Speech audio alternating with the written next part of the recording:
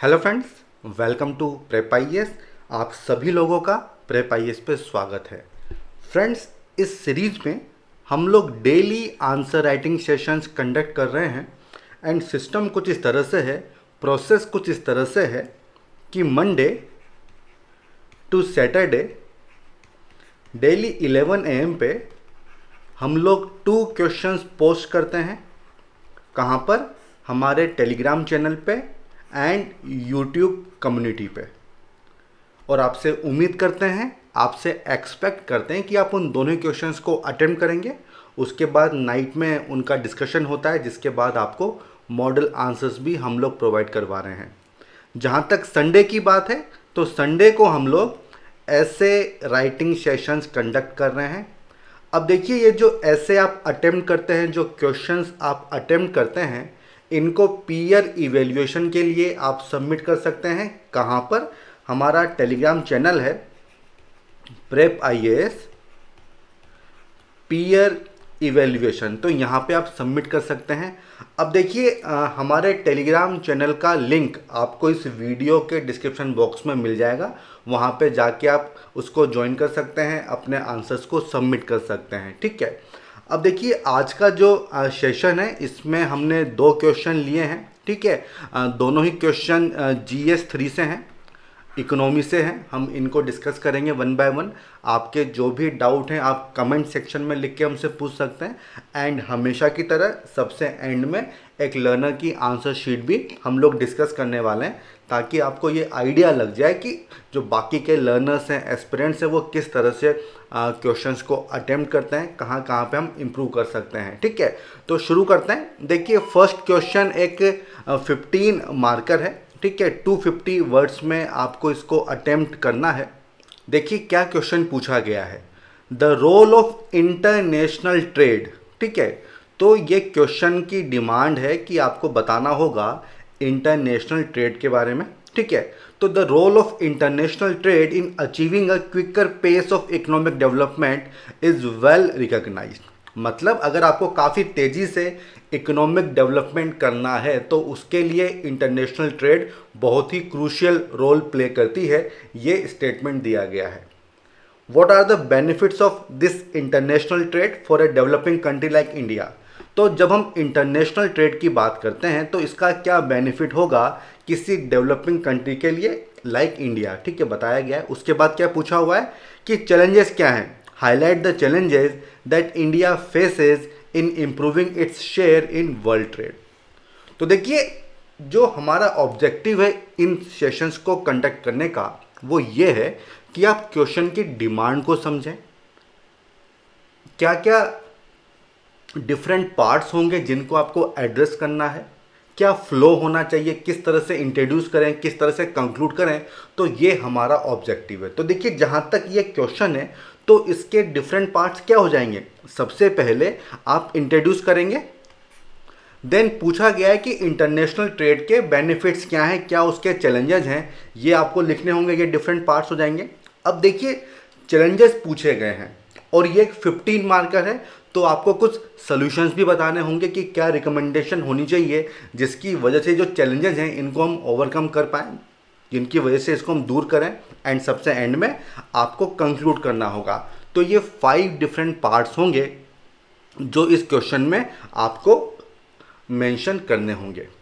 अब देखिए, जहाँ तक इंट्रोडक्शन की बात है, तो इंटरनेशनल ट्रेड को लेकर आप इंडिया का डाटा बता सकते हो कि कितना एक्सपोर्ट है, कितना इंपोर्ट है, ये आप बता सकते हो। इसकी इंपॉर्टेंस वगैरह बता सकते हो, जैसे कि सामने है, हमने एक फिगर भी दिया हुआ है कि 20% ऑफ इंडिया GDP इतना इंडिया का इंटरनेशनल ट्रेड है। तो इस तरह से भी आप इंट्रोड्यूस कर सकते हैं, ये भी अच्छा तरीका है। मान लो आपको फिगर या फैक्ट नहीं पता है, तो इसकी इंपॉर्टेंस बता दो, जैसे कि 2030 एजेंडा फॉर सस्टेनेबल डेवलपमेंट वो रिकॉग्नाइज करता है कि जो इंटरनेशनल ट्रेड है, it is engine for inclusive economic growth. ठीक है, और ये जो स्टेटमेंट है, ये क्वेश्चन की जो डिमांड है उसको आराम से एड्रेस कर लेता है कि भाई इंटरनेशनल ट्रेड क्यों जरूरी है, क्योंकि इससे आप इंक्लूसिव इकोनॉमिक ग्रोथ अचीव कर सकते हो, पॉवर्टी को रिड्यूस कर सकते हो। कैसे, वो हम देखेंगे जब हम बेनिफिट्स की बात करेंगे। तो इस तरीके से भी आप इंट्रोड्यूस कर सकते हैं, दोनों ऑप्शंस आपके पास हैं, और भी काफ़ी तरीके से आप इसको इंट्रोड्यूस कर सकते हैं, कोई इशू नहीं है। दो ऑप्शंस मैंने आपको यहाँ पे दिए हैं। अब देखिए क्या पूछा गया है कि क्या इसके बेनिफिट्स होंगे, तो बेनिफिट्स आपके सामने हैं। अब देखिए जब आप बेनिफिट्स लिखेंगे ना तो इनको आपको 1 से 2 लाइन में एक्सप्लेन करना होगा। ऐसा नहीं है कि केवल आपने कीवर्ड लिख दिया काम चल जाएगा, नहीं, ये 15 मार्कर है, थोड़ा सा आपको एक्सप्लेन करना होगा कि इंटरनेशनल ट्रेड के क्या क्या फ़ायदे होते हैं किसी डेवलपिंग कंट्री जैसे कि इंडिया के लिए। तो पहला जो बेनिफिट है वो क्या है, इन्हांसेस कॉम्पिटिटिवनेस, ठीक है, कॉम्पिटिटिवनेस। और ऐसा किस तरह से होता है, देखिए जब एक कंट्री बाकी कंट्रीज के साथ इंटीग्रेट हो जाती है तो उसके काफ़ी सारे फ़ायदे होते हैं। किस तरह के फ़ायदे, देखिए आपको इन्वेस्टमेंट के लिए फाइनेंस वगैरह मिल सकता है, नंबर 1 पॉइंट। जो रॉ मटेरियल चाहिए होते हैं उसकी कॉस्ट रिड्यूस हो सकती है, जिस कंट्री में वो मटेरियल कम दाम पे मिलता है आप वहाँ से उसको परचेज कर लो, ठीक है, तो जो कॉम्पिटिटिवनेस है वो बढ़ जाती है। Second point, export diversification. अब देखिए मान लीजिए अगर आप 150 कंट्रीज के साथ जुड़े हुए हैं तो सबकी अपनी अलग अलग रिक्वायरमेंट होती है, तो उसके हिसाब से आप अपने एक्सपोर्ट्स को प्रमोट कर सकते हैं। तो ऐसा नहीं है कि एक ही कंट्री है उसको ये मटेरियल चाहिए, अगर 150 190 कंट्रीज हैं तो सबकी अपनी अलग अलग डिमांड होती है, तो उसके हिसाब से आप उनकी नीड्स को कैटर कर सकते हो। Then it encourages innovation. देखिए जब आप इंटीग्रेट होते हो ग्लोबल मार्केट में तो आपको अपने जो प्रोडक्ट हैं उनको कम दाम पे बेचना होता है, कॉम्पिटिटिवनेस होनी चाहिए, क्वालिटी अच्छी होनी चाहिए, ठीक है। तो इसके लिए जो टेक्नोलॉजिकल इनोवेशन है वो प्रमोट करना काफ़ी ज़रूरी है, क्योंकि तभी कम दाम पे आप अपनी क्वालिटी को मैनेज कर सकते हो, ठीक है।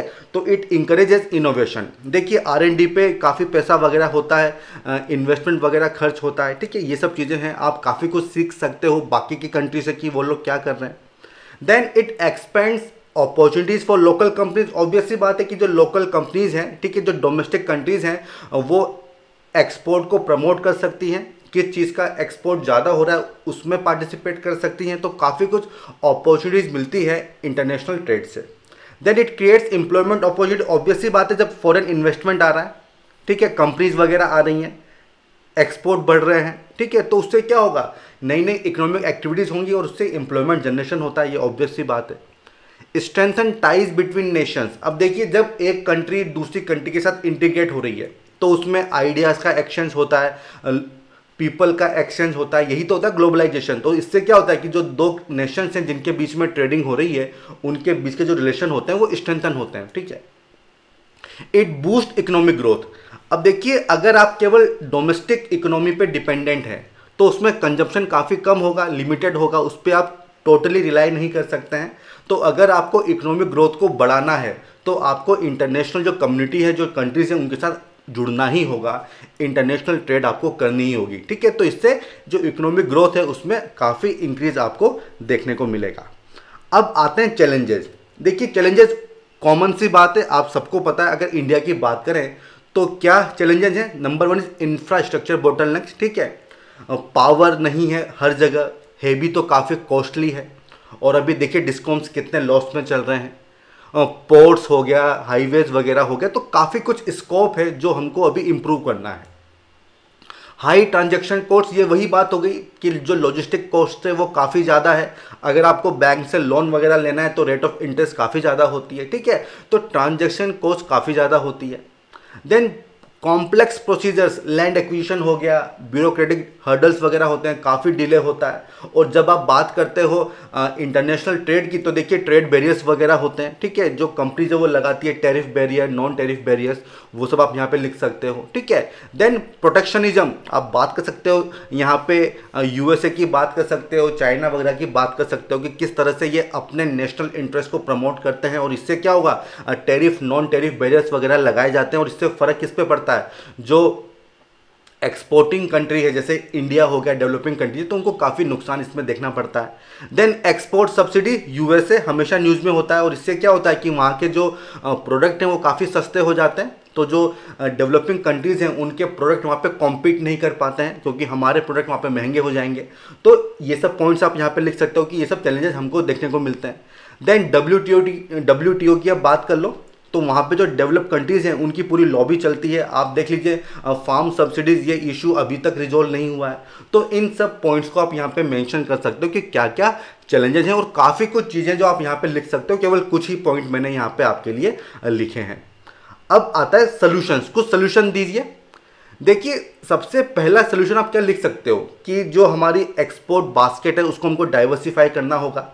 जो मेन हमारे एक्सपोर्ट आइटम होते हैं वो प्राइमरी प्रोडक्ट होते हैं, जैसे कि एग्रीकल्चर प्रोडक्ट हो गए, तो उनके एक्सपोर्ट को प्रमोट हमको करना चाहिए। कुछ पॉलिसी वगैरह होनी चाहिए, जैसे कि नेशनल एग्रीकल्चर एक्सपोर्ट पॉलिसी, ठीक है, इस तरह की पॉलिसी वगैरह होनी चाहिए। देन जो ट्रेड फैसिलिटेशन एग्रीमेंट है TFA, उनको हमको सही से इम्प्लीमेंट करना चाहिए। तो ये सब चीज़ें हैं जिन पे हमको फोकस करना चाहिए, ठीक है, जिससे जो इंटरनेशनल ट्रेड है उसमें हमारा कंट्रीब्यूशन ज़्यादा से ज़्यादा हो। तो ये हो जाएंगे रिकमेंडेशन। अब बात आती है कंक्लूजन की। तो देखिए कंक्लूजन में आप क्या करो, कोई एक लॉन्ग टर्म सोल्यूशन दे दो। एंड ये वही बात हो गई कि देखिए जो टैरिफ नॉन टैरिफ बैरियर लगाए जाते हैं जिसकी वजह से हम जैसे कंट्रीज को नुकसान होता है, तो उस पर हमको फोकस करना चाहिए। मतलब जो टेक्निकल स्टैंडर्ड्स हैं, जो सैनिटरी सैनिटरी स्टैंडर्ड्स होते हैं, तो उनके कॉम्प्लायंस पे हमको ज़्यादा ध्यान देना चाहिए। और उससे क्या हुआ कि ये जो टैरिफ बैरियर है, नॉन टैरिफ बैरियर है, ये कम हो जाएंगे और इससे हमारा फ़ायदा होगा। तो इस तरह से आप कंक्लूड कर सकते हो, ठीक है। तो ये हो जाएगा फर्स्ट क्वेश्चन। अगर आपका कोई डाउट है तो आप कमेंट सेक्शन में या फिर चैट बॉक्स में लिख के मुझसे पूछ सकते हो। हालांकि काफ़ी आसान सा क्वेश्चन है, इसमें आपको दिक्कत नहीं आएगी। लेकिन देखिए दोस्तों, जब क्वेश्चन आसान होते हैं ना, तो उसमें नंबर लाना बहुत मुश्किल होता है, क्योंकि सभी लोग अच्छा लिखेंगे, ठीक है। तो कोशिश क्या करो आप कि आपका स्ट्रक्चर काफ़ी अच्छा हो, जो क्वेश्चन की जो डिमांड है उसको अच्छे से एड्रेस करो। जिस फ्लो में क्वेश्चन है उसी फ्लो में आपका आंसर होना चाहिए, ठीक है। एग्जाम्पल देने की कोशिश करो, तो उससे क्या होता है, एज मिलती है, ठीक है। अगर सब लोगों को 4 नंबर मिल रहे हैं तो आपको 4.5 मिल जाएंगे। और यही बात होती है कि किस तरह से आपकी जो रैंक है वो इम्प्रूव होगी, ठीक है। तो अच्छे से इस तरह के क्वेश्चंस को आपको अटेम्प्ट करना है। अब आते हैं सेकंड क्वेश्चन की तरफ, जो कि पब्लिक डिस्ट्रीब्यूशन सिस्टम को लेके है। एंड ये टॉपिक भी हमेशा ही न्यूज़ में होता है। एक 10 मार्कर है, 150 वर्ड्स में आपको इसको अटेम्प्ट करना है। अब देखिए क्वेश्चन क्या है, आपको इसके ऑब्जेक्टिव बताने हैं। पब्लिक डिस्ट्रीब्यूशन सिस्टम के ऑब्जेक्टिव क्या है ये आप बताइए, इससे जुड़े इश्यूज क्या है वो आपको बताने हैं। तो पहला पार्ट क्या हो जाएगा, ऑब्जेक्टिव। दूसरा पार्ट क्या हो जाएगा, इश्यूज। फिर क्या है, critically discuss the role of technology. तो देखिए क्रिटिकली डिस्कस करना है, मतलब आपको पॉजिटिव एंड निगेटिव दोनों ही चीज़ें बतानी है। केवल पॉजिटिव बताओगे तब भी मार्क्स कम मिलेंगे, केवल निगेटिव बताओगे तब भी मार्क्स कम मिलेंगे। आपको दोनों ही चीज़ें बतानी है, और इसीलिए लिखा हुआ है क्रिटिकली डिस्कस करना है रोल ऑफ टेक्नोलॉजी, ठीक है। तो ये हो जाएगा नेक्स्ट पार्ट। तो अगर हम देखें कि क्या क्या डिफरेंट पार्ट्स हो जाएंगे, तो उसको मैंने यहाँ पे समराइज किया है। सबसे पहले आप इंट्रोड्यूस करेंगे, ऑब्जेक्टिव बताओ, इश्यूज बताओ, टेक्नोलॉजी का क्या पॉजिटिव रोल है, क्या नेगेटिव रोल है, ये आपको बताना होगा, और फिर आपको कंक्लूड करना होगा। तो इस क्वेश्चन में भी ज़्यादा आपको दिमाग लगाने की ज़रूरत नहीं है, स्ट्रेट फॉरवर्ड क्वेश्चन है, डिफरेंट पार्ट्स पूछे गए हैं, उनको आपको एड्रेस करना है। अब देखिए बात आती है कि इस तरह के क्वेश्चंस में किस तरह से इंट्रोड्यूस करें, किस तरह से कंक्लूड करें। देखिए पब्लिक डिस्ट्रीब्यूशन सिस्टम, तो ये क्या है, कब इसको लॉन्च किया है, वो आप लिख सकते हैं शुरुआत में, उससे आप इंट्रोड्यूस कर सकते हैं, ठीक है। या इसका जो प्राइमरी जो गोल है वो क्या है वो आप यहाँ पे लिख सकते हो, ठीक है। तो देखिए पब्लिक डिस्ट्रीब्यूशन सिस्टम, पब्लिक को डिस्ट्रीब्यूट करना है, और क्या चीज़ डिस्ट्रीब्यूट होगी, जो basic food and non food commodities है। जैसे कि देखिए राशन शॉप्स वगैरह होती हैं, वहाँ पे आप राशन कार्ड लेके जाओ, आपको सस्ते दामों पे, ठीक है, कम प्राइस पे आपको जो बेसिक फूड कमोडिटीज़ हैं, जैसे कि वीट हो गया, गेहूँ, राइस, केरोसिन, शुगर, ये सब आपको मिल जाती है। और इसी के लिए इस सिस्टम को, इस स्कीम को लॉन्च किया गया था। क्या नाम है इसका, पब्लिक डिस्ट्रीब्यूशन सिस्टम। ऑब्जेक्टिव क्या है कि जो पुअर सेक्शन है सोसाइटी का, उनको काफ़ी कम दामों पे आप उनको जो बेसिक फूड असेंशियल्स है वो आप उनको प्रोवाइड करवा दो। तो ये इसका प्राइमरी ऑब्जेक्टिव है, और इससे आप शुरुआत कर सकते हो, ठीक है, इससे आप शुरुआत कर सकते हो। तो ये हो जाएगा इंट्रोडक्शन। अब क्या पूछा है कि इसके ऑब्जेक्टिव क्या है, तो देखिए ऑब्जेक्टिव तो यही है, जो हमने भी डिस्कस किया, लेकिन थोड़ा सा इसको और ब्रॉडली आपको यहाँ पे एक्सप्लेन करना होगा कि जो लो इनकम सेक्शन है, ठीक है, उनको अफोर्डेबल प्राइसेस पे आपको कमोडिटीज प्रोवाइड करानी है। और देखिए इससे क्या होगा, आप फूड सिक्योरिटी इंश्योर कर रहे हैं, ठीक है। एम क्या है कि पॉवर्टी कम हो, हंगर कम हो, माल न्यूट्रिशन कम हो, ताकि लोगों की हेल्थ और जो स्टैंडर्ड ऑफ लिविंग है वो आप इंप्रूव कर सको। ये ऑब्वियस सी बात है, ठीक है। इसके बाद देखिए, क्योंकि ये जो फूड कमोडिटीज हैं इनकी प्राइसेस में काफ़ी चेंजेस होते रहते हैं, काफ़ी अनसर्टेनिटीज होती हैं। तो अगर मान लीजिए एकदम से प्राइस बढ़ गई तो हो सकता है कि कुछ सेक्शन ऐसे हो जिनके पास इतना पैसा ना हो कि वो उसको खरीद पाए। तो इस तरह की चीज़ों को अवॉइड करने के लिए काफ़ी क्रूशियल रोल प्ले करती है कि आपको कम दामों पे वो चीज़ें मिल जाएगी। इससे कोई फ़र्क नहीं पड़ता कि मार्केट में उसके क्या प्राइस है, ठीक है। और इससे होगा क्या, distributive justice in the society उसको प्रमोट किया जाता है। मतलब एक जस्ट सोसाइटी बनाने की यहाँ पे बात हो रही है। जो पुअर सेक्शंस हैं, ठीक है, जिनको नीड है उनको वो नीड प्रोवाइड करवाई जाए, ठीक है। इससे होता है डिस्ट्रीब्यूटिव जस्टिस। ये आपने पढ़ा भी होगा कहाँ पे, पॉलिटी में। तो ये हो जाएंगे इसके ऑब्जेक्टिव। अब पूछा क्या गया है कि इसमें क्या इश्यूज आते हैं। तो देखिए इश्यूज, कॉमन इश्यूज हैं। जब गवर्नमेंट कम दामों पे कोई चीज़ प्रोवाइड करवा रही है जो मार्केट में ज़्यादा वैल्यू पे अवेलेबल है, तो देखिए उसमें इश्यूज हमेशा रहेंगे। सबसे पहला इश्यू होता है कि भाई आइडेंटिफिकेशन ऑफ बेनिफिशरीज, कि कौन वो लोग हैं जिनको ये स्कीम बेनिफिट करेगी, उनका आइडेंटिफिकेशन। जनरली होता क्या है कि इंक्लूजन एंड एक्सक्लूजन एरर्स होती हैं, ठीक है। जिनको रिक्वायर्ड नहीं है उनको इंक्लूड कर दिया जाता है, और जिनको रिक्वायर्ड है उनको हटा दिया जाता है। देखिए 2009 का डाटा आपके सामने है। 61% एरर ऑफ एक्सक्लूजन देखने को मिली थी एंड 25% ऑफ इंक्लूजन की एरर देखने को मिली थी। मतलब ये स्कीम जिनके लिए बनाई गई है उनको बेनिफिट नहीं हो रहा है, ठीक है। जो दूसरे लोग जिनको जरूरत ही नहीं है उनको बेनिफिट हो रहा है। तो जो पर्पज है वो सॉल्व नहीं होगा, जो हंगर पॉवर्टी वो पर्पज सॉल्व नहीं होगा। अब देखिए दूसरी बात, ग्रेन आपको गवर्नमेंट प्रोवाइड करवा रही है। तो देखिए होता क्या है कि कम दामों पे आपको मटेरियल मिल रहा है, ग्रेन मिल रहा है, तो इसमें करप्शन काफ़ी ज़्यादा होगा।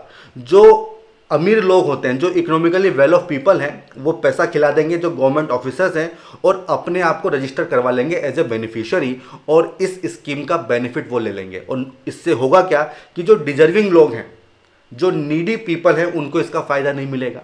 देन लीकेजेस, देखिए भले ट्रांसपोर्टेशन होगा, क्योंकि सेंट्रल गवर्नमेंट ग्रेन्स को प्रोवाइड करवाइए तो ट्रांसपोर्टेशन होता है। ब्लैक मार्केटिंग भी हो सकती है, ठीक है, क्योंकि काफ़ी कम दाम पे आपको मिल रहा है। तो जो गवर्नमेंट ऑफिसर्स होंगे वो क्या करेंगे, जो राशन शॉप्स वाले, वो क्या थोड़े ज़्यादा दाम बढ़ा के उसको बेच देंगे। फ़ायदा तो सभी लोगों का होगा। तो लीकेज की प्रॉब्लम हमेशा होती है। देन लो क्वालिटी, देखिए लो क्वालिटी, देखिए ये मटेरियल कहाँ पे स्टोर होता है, जो गोडाउन्स होते हैं एफसीआई के, वहाँ पे ये मटेरियल स्टोर होता है, ग्रेन्स स्टोर होते हैं, और वहाँ पे जो कंडीशंस होती हैं वो काफ़ी पुअर होती है। तो जो ग्रेन्स है वो सड़ जाते हैं। तो क्वालिटी का हमेशा इश्यू बना होता है, और इसी से वेस्टेज ऑफ फूड वगैरह काफ़ी ज़्यादा होता है। तो ये सब चीज़ें आपको यहाँ पे लिखनी होगी, ठीक है। करप्शन हो गया, ब्लैक मार्केटिंग हो गया, ठीक है, लीकेज वगैरह हो गया, तो ये इसमें हमेशा इश्यूज बने होते हैं। अब बात आती है कि ये जो इश्यूज हैं इनको दूर करने में टेक्नोलॉजी किस तरह से रोल प्ले कर सकती है। तो देखिए अगर टेक्नोलॉजी हम देख सकते हैं, अभी आधार से लिंक कर दो तो डीबीटी हो जाएगा, ठीक है, डायरेक्ट बेनिफिट ट्रांसफर हो जाएगा। जो आपके अकाउंट है उसमें पैसा आएगा, और इस तरह से क्या होगा, आपके पास पूरी इंफॉर्मेशन होगी कि ये जो स्कीम है इसके बेनिफिशियरी कौन है, क्योंकि पूरी डिटेल आपके सामने होगी। तो वो एक फ़ायदा होता है, ठीक है। आधार इनेबल्ड ऑथेंटिकेशन, भाई जब कोई इंडिविजुअल आपसे स्कीम का बेनिफिट लेने आ रहा है तो उसके पास आधार कार्ड होगा, तो आप उसको आइडेंटिफाई कर सकते हो। तो इससे क्या होगा, डुप्लीकेशन ऑफ बेनिफिशियरी वो नहीं होगा। मतलब जो नीडी पर्सन है ना, केवल उसी को उस स्कीम का बेनिफिट जाएगा। तो इससे देखिए जो सब्सिडी का जो मिसयूज होता है वो चीज़ नहीं होगी। तो जितने भी हमने लीकेज की बात की, करप्शन की हमने बात की, ब्लैक मार्केटिंग की हमने बात की, तो उसको आप कंट्रोल कर सकते हो। इसके अलावा आप जीपीएस का यूज़ कर सकते हो स्टॉक्स को ट्रैक करने में, कि भाई अगर मान लो कोई ट्रक है जो ग्रेन्स को लेके निकला है, तो भाई वो कभी कहाँ पहुँचा है, कितना टाइम उसको लगेगा, वो आप कर सकते हो, ठीक है। जो बेनिफिशियरीज है उनको एसएमएस अलर्ट्स वगैरह दे सकते हो कि भाई आपकी डेट ये है, इतना मटेरियल आपने लिया है, कब लिया है, ठीक है। सीसीटीवी वगैरह लगा सकते हो ताकि किसको मटेरियल दिया जा रहा है। तो काफ़ी कुछ चीज़ें आप कर सकते हो। बट देखिए यहाँ पे ये चीज़ समझनी होगी कि जो टेक्नोलॉजी है ना वो हर बीमारी का सलूशन नहीं है। टेक्नोलॉजी में अपने आप में काफ़ी सारे इश्यूज भी होते हैं, जैसे कि अगर हम इंडिया की बात करें तो हमारे यहाँ पे इलिटरेसी काफ़ी ज़्यादा है, और जब हम बात करते हैं डिजिटल डिवाइड की तो वो भी काफ़ी ज़्यादा है। तो लोगों को पता ही नहीं है कि भाई टेक्नोलॉजी का यूज़ किस तरह से होता है, तो फिर फ़ायदा क्या हुआ। Then in accuracy of biometrics, देखिए विद टाइम जो बूढ़े लोग होते हैं उनके फिंगरप्रिंट्स खत्म हो जाते हैं। अब मान लो अगर वो मैच नहीं हो रहे हैं तो उनको फिर बेनिफिट नहीं दिए जाएंगे, तो जो पर्पज़ है वो सॉल्व नहीं हो रहा है, ठीक है, in accuracy of biometrics. Then internet पे डिपेंडेंट है, तो देखिए इंटरनेट आज की डेट में काफ़ी जगह ऐसी है, रिमोट लोकेशंस हैं, विलेज वगैरह हैं जहाँ पे इंटरनेट अवेलेबल नहीं है, ठीक है। तो किस तरह से आप इस इशू को रिजोल्व कर सकते हो, क्योंकि देखिए अगर एक भी बंदा जो डिजर्विंग है, जो नीडी है, वो अगर छूट जाता है, एक्सक्लूड हो जाता है, तो ये इस स्कीम का आप समझ सकते हैं कि ये स्कीम सही से आप इंप्लीमेंट नहीं कर रहे हो, इसका मतलब ये है। तो ये सब इशू है जो आपको यहाँ पे लिखने होंगे, ठीक है। अब इसके बाद आपको कंक्लूड करना होगा, जो आखिरी पार्ट है। तो देखिए यहाँ पे आप बात कर सकते हो कि हमको क्या स्टेप्स लेनी चाहिए। ये जो TPDS होता है, टारगेटेड पब्लिक डिस्ट्रीब्यूशन सिस्टम, तो इसको हम किस तरह से इंप्रूव कर सकते हैं। तो देखिए आप हमेशा बोल सकते हो कैपेसिटी बिल्डिंग की कि जो अथॉरिटीज़ हैं, जो गवर्नमेंट ऑफिसर्स हैं, ठीक है, उनको हमको ट्रेन करना चाहिए, उनकी कैपेसिटी बिल्ड करनी चाहिए, स्किल डेवलपमेंट वगैरह होना चाहिए। इसके अलावा जो लीकेजेस हैं उनको हमको प्लग करना चाहिए, इस तरह के एफर्ट्स हमको करने चाहिए। तो इससे आप कंक्लूड कर सकते हो। आप चाहें तो अगर कोई स्टेट है जहाँ पे काफ़ी अच्छी प्रैक्टिस वगैरह होती है TPDS में, उसको आप लिख सकते हो कि हमको उसको फॉलो करना चाहिए। तो काफ़ी कुछ चीज़ें जिससे आप यहाँ पे कंक्लूड कर सकते हो, ठीक है। तो ये हो जाएगा सेकंड क्वेश्चन, ये भी हमने यहाँ पे डिस्कस कर लिया है। अब हम आते हैं हमारे सेकंड सेगमेंट की तरफ, जहाँ पे हम लर्नर की आंसर शीट को देखते हैं। अब देखिए यहाँ पे इन्होंने शुरुआत की है कि इंडिया कितनी कंट्री से एक्सपोर्ट करता है, कितनी से इंपोर्ट करता है, उसकी टोटल कॉस्ट कितनी है। तो देखो जो फर्स्ट 3 लाइन है ना, ये इतनी रिलेवेंट नहीं है, थोड़ा और इम्प्रूव हो सकता था। कितना कॉस्ट हो रहा है ये बात सही है, ठीक है, थोड़ा सा आप इम्प्रूव कर सकते हो इसको ना, थोड़ा सा इम्प्रूव आप कर सकते हो। देन बेनिफिट्स क्या है। अब देखो ये जो मार्जिन है ना, इसके बाद आपको नहीं लिखना है, इसके बाहर आपको नहीं लिखना है, ये मैंने काफ़ी बार आपको बताया है। तो देखो इस तरह की गलती करते हो तो बड़ा दुख होता है, क्योंकि मैं बहुत बार आपको समझाता हूँ कि मार्जिन के बाहर तो आपको कुछ भी नहीं लिखना है, आपके मार्क्स कम हो जाएंगे, ठीक है।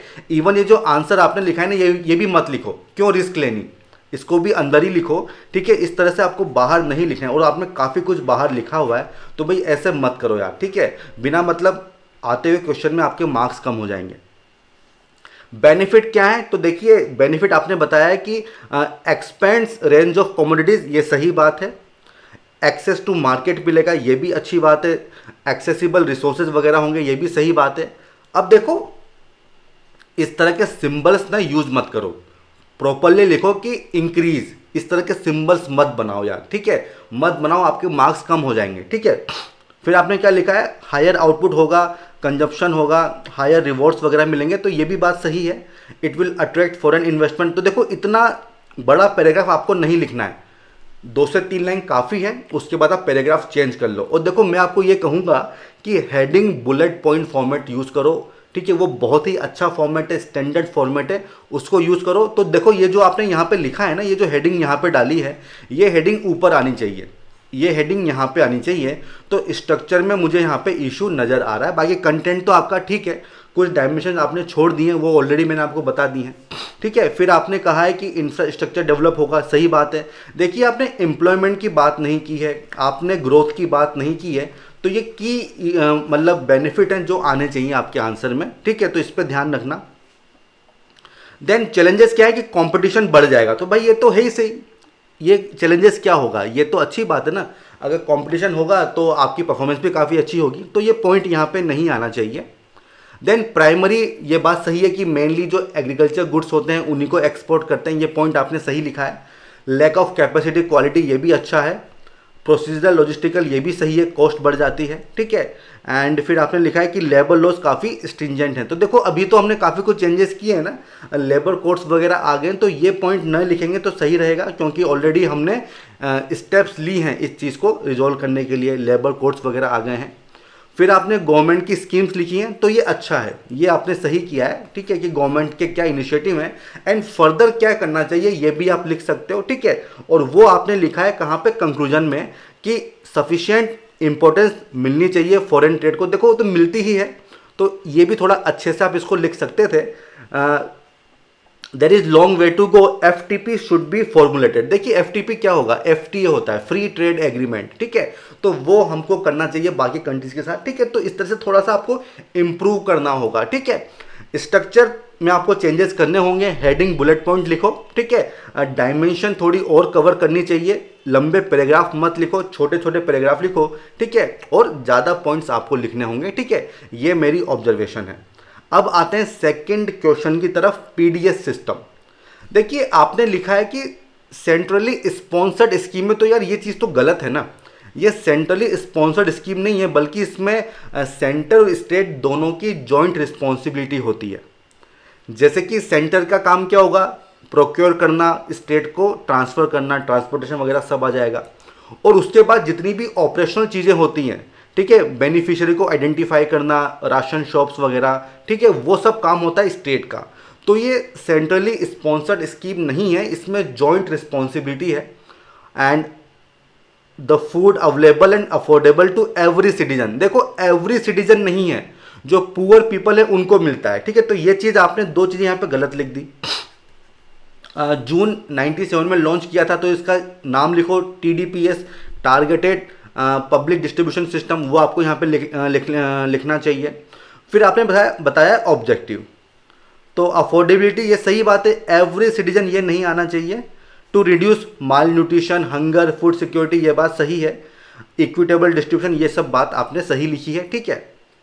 देन आपने लिखा है challenges, a large population is below poverty line. तो भाई इसमें चैलेंज क्या है ये आपको बताना होगा ना, क्या चैलेंज है, अगर इतने लोग हैं तो वो चीज़ आनी चाहिए। इंफ्रास्ट्रक्चर का इशू है। Than less production of grain, भाई काफ़ी प्रोडक्शन हो रहा है, ये पॉइंट तो सही नहीं है ना कि लेस प्रोडक्शन हो रहा है, इतना ग्रेन है जो सड़ जाता है गोदामों में, तो ये पॉइंट सही नहीं है। करप्शन, ये पॉइंट सही है। अब देखो मैं आपको क्या एडवाइस दूंगा ना, कि इस तरह से जो जिस शीट पे आपने आंसर लिखा है ना, उस शीट को चेंज करो, ठीक है। प्लेन शीट लो, A4 शीट लो, या फिर जो मैं कहूँगा कि जो मेंस की जो बुकलेट आती है ना, उस पर आप अटेम्प्ट करो, ठीक है। तो वहाँ पे करोगे तो एकदम प्रैक्टिकल एक्सपीरियंस आपको मिलेगा कि किस तरह से आपको क्वेश्चंस को लिखना है, ठीक है। वहाँ पे आपको काफ़ी हेल्प मिलेगी। यहाँ पे क्या है, पहले से लाइन बना हुआ है, तो आपकी जो अलाइनमेंट है वो बहुत अच्छा है, बट अगर आप प्लेन पे लिखोगे तो वहाँ पे पता चलेगा कि क्या आप कर पा रहे हो क्या, तो वो चीज़ आपको करनी पड़ेगी। इसके बाद आपने क्या लिखा है, now this is the era of digitisation, so a number of technological involvement. तो देखो आप टेक्नोलॉजी की बात कर रहे हो, उससे पहले मैं बता दूं कि चैलेंजेस में काफ़ी कुछ चीज़ें आपने छोड़ दी हैं। लीकेज की आपने बात नहीं की है, ब्लैक मार्केटिंग की आपने बात नहीं की है, तो वो सब चीज़ें आनी चाहिए। क्वालिटी की बात नहीं की है, तो वो चीज़ यहाँ पर आनी चाहिए, ठीक है। देन आपने टेक्नोलॉजी की बात की है कि भाई लिंकिंग ऑफ आधार, ये सही है। फिंगरप्रिंट वेरिफिकेशन, ठीक है। ट्रांसपोर्टेशन स्टोरेज फैसिलिटी इंप्रूवमेंट, लेकिन किस तरह से हो रहा है ये बताना होगा ना। ये बताइए किस तरह से हो रहा है बेनिफिट। तो good quality of grain is maintain, ठीक है, क्योंकि अब देखो ये किस तरह से होता है ये लिखना होगा ना, कि भाई जो गोडाउन है वहाँ पे किस तरह से यूज हो रहा है टेक्नोलॉजी का। ईजी एंड फास्ट लॉजिस्टिक, ठीक है, किस तरह से, क्योंकि आप GPS का यूज़ कर सकते हो। तो प्रॉपर एक्सप्लेन करो, ठीक है, प्रॉपर एक्सप्लेन करो कि किस तरह से जो लॉजिस्टिक है वो फास्ट हो जाएगा। इट रिड्यूसेस करप्शन, तो देखो किस तरह से, क्योंकि डुप्लीकेशन वगैरह नहीं होगा, ठीक है। तो ये चीज़ आपको यहाँ पे लिखनी होगी, ठीक है। फिर आपने क्या लिखा है, अच्छा यहाँ पे कुछ रीजंस आपने देने की कोशिश की है, ठीक है, कि भाई डाटा वगैरह रहेगा, प्रिंटेड बिल वगैरह रहेगा, one nation one ration card की आप बात कर रहे हो। चैलेंजेस क्या है कि भाई लार्ज पॉपुलेशन के पास आधार कार्ड नहीं है। अब यार देखो ये स्टेटमेंट सही नहीं होगा ना, क्योंकि मेरे हिसाब से ये स्टेटमेंट सही नहीं है, काफ़ी पॉपुलेशन के पास है, ठीक है। तो लार्ज आपको मत लिखो, ठीक है, लार्ज आप यहाँ पे मत लिखो। Many people are not familiar with technology, तो यहाँ पे लिखो कि डिजिटल डिवाइड है, ठीक है, वो सब चीज़ें लिखनी होगी। एंड फिर आपने कंक्लूड कर दिया, तो देखो काफ़ी कुछ डायमेंशन आपने यहाँ पर भी मिस कर दी, ठीक है, काफ़ी कुछ मिस कर दी। जैसे कि हमने काफ़ी डिटेल में एक्सप्लेन किया है कि टेक्नोलॉजी के क्या क्या इश्यूज होंगे, ठीक है।